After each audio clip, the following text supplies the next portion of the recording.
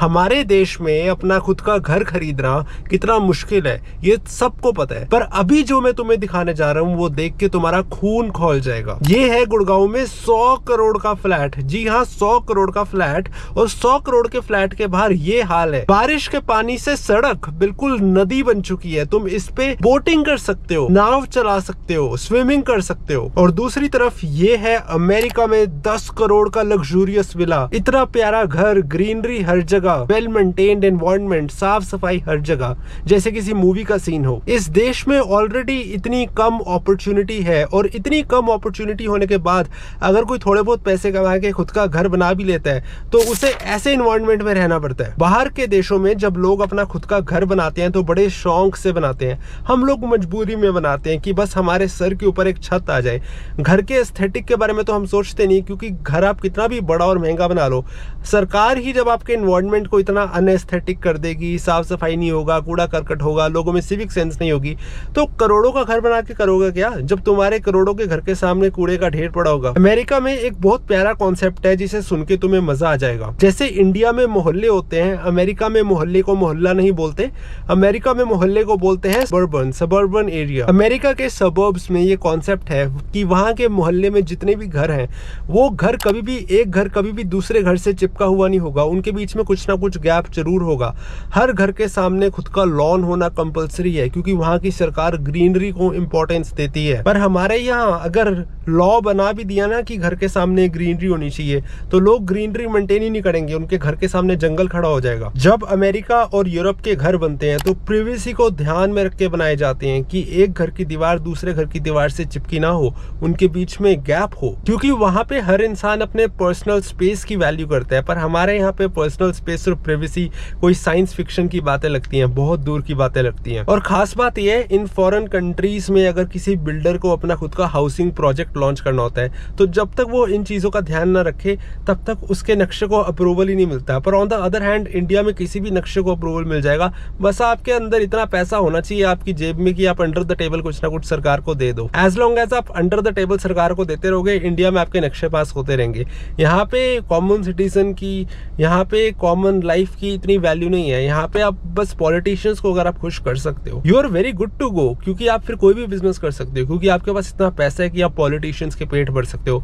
आप अपना real estate का प्रोजेक्ट लॉन्च करोगे, आप थोड़े से पैसे अंडर द टेबल दे दोगे, आपका बेकार सा बेकार नक्शा पास हो जाएगा, फिर चाहे उससे वहां पे रहने वाले लोगों का हाल बुरा हो जाए। अभी इंडिया में बिल्डर कितने रियल एस्टेट स्कैम करते हैं उस पर तो मैं आया ही नहीं, उस पर अभी मैं बात करूंगा। ये एक वीडियो छोटी पड़ जाएगी अगर मैं रियल एस्टेट स्कैम के बारे में बात करूंगा तो। अच्छा, प्रिवेसी तो बहुत फॉरेन कॉन्सेप्ट हो गया, हमारे यहाँ तो बेसिक कम्युनिटीज नहीं मिलती। हमारे यहाँ पे ऐसे आपने कितने शहर कितने गांव होंगे जहाँ पे घर करोड़ों के होंगे, पर सरकार से वहाँ पे बेसिक इलेक्ट्रिसिटी नहीं दी जाती।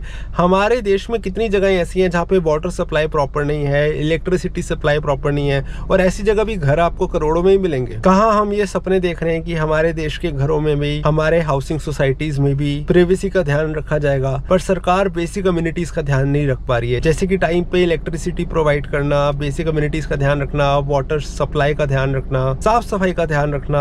और सिर्फ सरकार की गलती नहीं है, लोगों की भी गलती है। जब तक हम लोग अपनी सड़कों में कूड़ा ना फेंके हमें चैन नहीं मिलता। डस्टबिन तो सबसे यूजलेस चीज है हमारे देश में। मतलब मैंने ऐसी जगहें देखी हैं जहाँ पे करोड़ों के घर बने हुए हैं और उसके सामने इतना कूड़ा करकट पड़ा हुआ है कि मतलब कोई बंदा करोड़ों का घर खरीदेगा, उसको बालकनी से कूड़ा करकट दिखेगा। और शायद इसीलिए हमारे देश में गेटेड सोसाइटी का कॉन्सेप्ट ज्यादा पॉपुलर हो रहा है, क्योंकि जब आप सोसाइटी में रहते हो ना तो आप साफ सफाई खुद मेंटेन करते हो, आप उस सोसाइटी को भी अपने घर का ही एरिया समझते हो।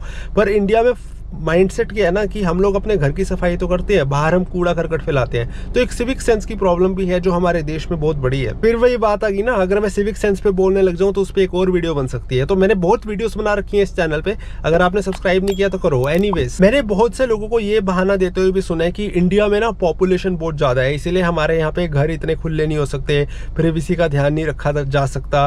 अरे भाई, चाइना को देख लो, कुछ सीख लो चाइना से। प्रॉब्लम क्या है ना, हमारे देश में अगर हम अपने देश की को क्रिटिसाइज करते हैं या कुछ बोलते हैं कि यहाँ पे इम्प्रूवमेंट हो सकती है, तो लोग आपको एंटी नेशनल बोलने लग जाते हैं, जबकि कंस्ट्रक्टिव क्रिटिसिज्म का कॉन्सेप्ट हमारे देश के लोगों को पल्ले ही नहीं पड़ता। अगर मैं यहाँ पे बैठ के क्रिटिसाइज कर रहा हूँ तो ये मेरा कंसर्न दिखाता है, मैं चाहता हूँ कि हमारा देश सुधरे, उसमें इम्प्रूवमेंट आए। This does not make me anti national, this is exactly what makes me a nationalist. और ये जितने भी लोग बोलते हैं ना कि पॉपुलेशन की वजह से हमारे देश का हाल बुरा है, भाई तुम चाइना से देखो, उससे सीखो, कितनी साफ सफाई है वहाँ पे। चलो मैं मानता हूँ चाइना में भी अमेरिका यूरोप की तरह खुले खुले घर नहीं होते, वहाँ पे भी हाई राइज सोसाइटीज होती हैं, पर the moment you go down stairs and walk around the street you realise कि भाई कितनी साफ सफाई है, कितना अच्छा एनवायरनमेंट है, आपके घरों में प्रॉपर इलेक्ट्रिसिटी का सप्लाई आ रहा है, साफ पानी आपको पीने को मिल रहा है, AQI कम है।